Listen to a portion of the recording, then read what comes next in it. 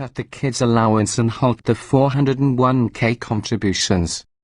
Meat and alcohol are out. Your new diet consists of rice, beans, and ketchup packets lifted from the office cafeteria. That extra bedroom can print cash via Airbnb, and your bodily fluids can legally bring at least $200 a month. Who needs cable or an iPhone when you're living in the moment? You're going to own a supercar. Don't get hung up on a baby McLaren's $187,400 base price. Like most 570S customers, you only need to concern yourself with 36 monthly lease payments of roughly $2,200. That's not exactly BMW 3 Series money, but it's feasible enough to make us wonder, what if all of life's little luxuries were traded for one big and fast luxury? Boy's first supercar, McLaren says that the 570S primarily will be sold, or leased, to folks who own 2 or 3 cars, rather than 20 or 30. It's a car intended more for the street than the track, so it includes niceties such as door pockets, a glove box, and vanity mirrors.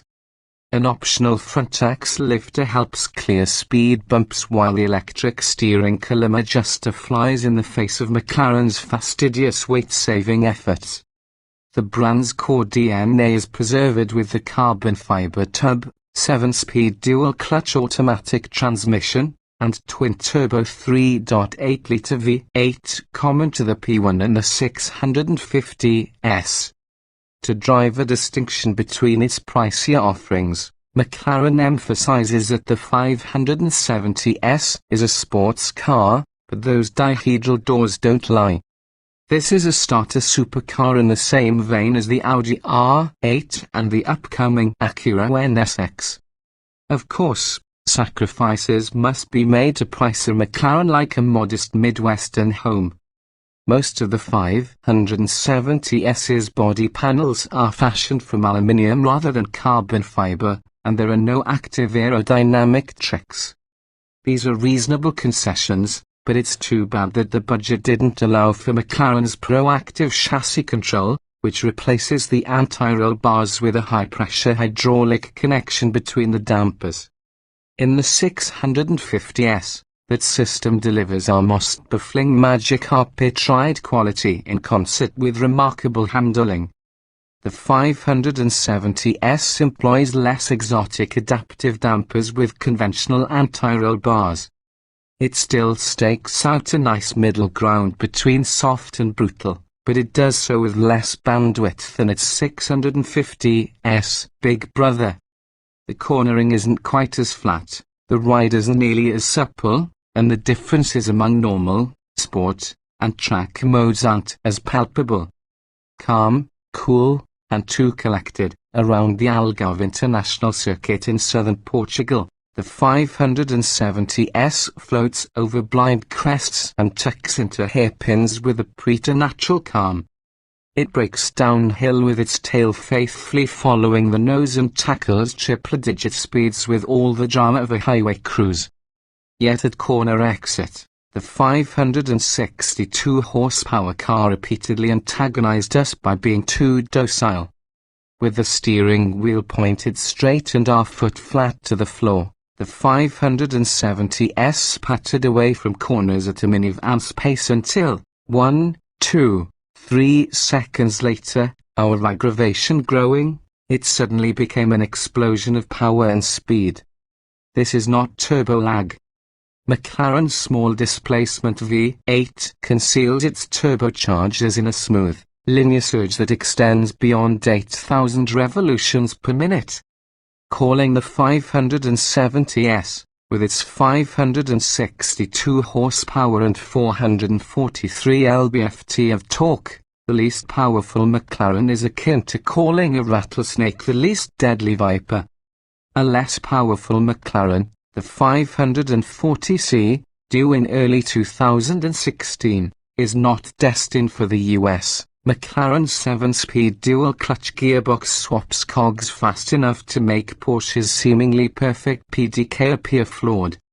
When we get a chance to strap our test gear onto the McLaren 570S, we're expecting a 3.1 second shot to 60 miles per hour and a quarter-mile run in less than 11 seconds. The problem is a traction control system that rules with the leniency of Stalin. Whereas track mode deactivates the nannies in the 650S, the 570S isn't free until you separately thumb the new stability control button. In dynamic mode or with the escape fully defeated, the intensity of both the powertrain and the chassis rose to our expectations.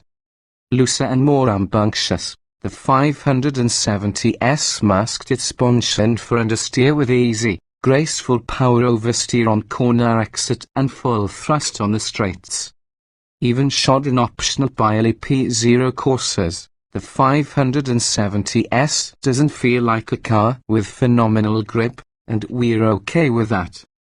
A little bit of slip makes the car more accessible and more enjoyable without tripling the speed limit. Besides, McLaren stresses that the 570S is first and foremost a street car. True track-oriented variants are inevitable. It's not surprising, then, that the McLaren 570S is best relished on winding roads. Within the confines of its limits, the 570S perfectly traces the driver's intentions. It chains corners together and bounds over busted roads with a cool poise and a seamless fluidity. However, if the presiding criticism of McLaren's 650S is that it's a bit remote and unfeeling, the 570S won't rewrite the brand's reputation. The steering is alert and turning is instantaneous, but the assist is flat, never really building with cornering load and feedback is minimal. But beggars can't be choosers, and the budget supercar segment includes only a few choices. McLaren's 570S offers incredible performance, a carbon fiber structure, that mid-mounted engine, and the doors that announce your arrival. Now, where can we find $25,000 for the down payment?